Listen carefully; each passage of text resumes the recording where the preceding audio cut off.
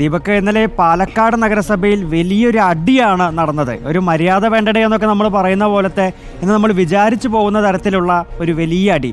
അപ്പോൾ ഇന്ന് CPIM പാലക്കാട് നഗരസഭയിലേക്ക് ഒരു പ്രതിഷേധ മാർച്ച് നടത്തുന്നുണ്ട് അല്ലേ ദീപക്? അപ്പോൾ ഇന്നും ഒരു അടി പ്രതീക്ഷിക്കണോ?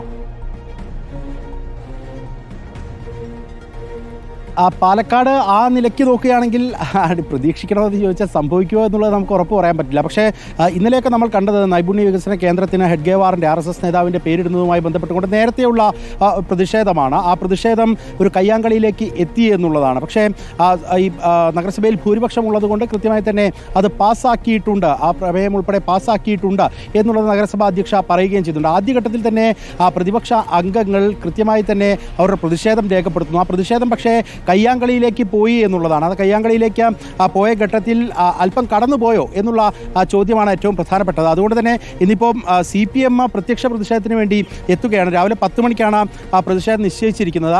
ഇന്നലെ പ്ലക്കാർഡ് ഉയർത്തിയൊക്കെ മാത്രമായിരുന്നു CPMൻ്റെ ഭാഗത്തു നിന്നുള്ള പ്രതിഷേധമെങ്കിൽ ഇന്നിപ്പോൾ അത് ഒരു വലിയ പ്രതിഷേധത്തിലേക്ക് മാറുന്നു എന്നുള്ളതാണ്. എന്തായാലും ആ പേര് ഇടുന്ന കാര്യത്തിൽ വലിയൊരു മാറ്റം ഉണ്ടാകുമെന്ന് തോന്നുന്നില്ല. അതിനിപ്പോൾ കോടതിയൊക്കെ സമീപിച്ചുകൊണ്ട് ആ നിലയ്ക്ക് ഏതെങ്കിലും ഉത്തരവുകൾ നേടിയെടുക്കാൻ സാധിക്കുമോ എന്നുള്ള ചോദ്യം മാത്രമാണ് നിലനിൽക്കുന്നത്. അല്ലാത്ത പക്ഷം BJPക്ക് ഒരു ഭൂരിപക്ഷമുള്ള നഗരസഭയിൽ ആ നിലയ്ക്ക് അവർ ഭൂരിപക്ഷത്തോടു കൂടി പാസ്സാക്കിയിരിക്കുന്ന ആ പേര് മാറ്റുക എന്നുള്ളത് അസാധ്യമായിരിക്കാനുള്ള സാധ്യതയാണ് നമ്മൾ കാണുന്നത്. എന്തായാലും ഇന്നത്തെ പ്രതിഷേധം രാവിലെ 10 മണിയോട് കൂടിയാണ് ആരംഭിക്കുക. ഇപ്പോൾ തന്നെ നഗരസഭ കേന്ദ്രീകരിച്ചുകൊണ്ട് വലിയ രീതിയിലുള്ള പോലീസ് സന്നാഹമുണ്ട്. ഇതിലെ പ്രതിപക്ഷ കൗൺസിലർമാർ ഒക്കെ പ്രതിഷേധത്തിലേക്ക് വരുമ്പോൾ അത് വലിയ രീതിയിലുള്ള കയ്യാങ്കളിയിലേക്ക് നഗരസഭയുടെ നടുത്തളത്തിലേക്ക് എത്തുന്നതൊക്കെ നമ്മൾ കണ്ടിട്ടുണ്ടായിരുന്നു. ആ നിലയ്ക്ക് അനിഷ്ട സംഭവങ്ങൾ ഉണ്ടാകാതിരിക്കാൻ വേണ്ടിയുള്ള നീക്കങ്ങൾ എന്തായാലും പോലീസിൻ്റെ ഭാഗത്തുനിന്നുണ്ട്. പ്രത്യേകിച്ച് നഗരസഭ ഉൾപ്പെടുന്ന പ്രദേശം എന്ന് പറയുന്നത് BJPക്കും വലിയ രീതിയിലുള്ള സ്വാധീനമുള്ള മേഖല കൂടിയാണ്. അതുകൊണ്ട് മറ്റൊരർത്ഥത്തിലേക്ക് പ്രശ്നങ്ങൾ പോകരുത് എന്നുള്ള നിലപാട് പോലീസ് സ്വീകരിക്കുന്നുണ്ട്. അങ്ങനെ ഒരു പ്രതിഷേധം ഉണ്ടെങ്കിൽ പോലും അത് സംഘർഷത്തിലേക്ക് പോകില്ല എന്ന് നമുക്ക്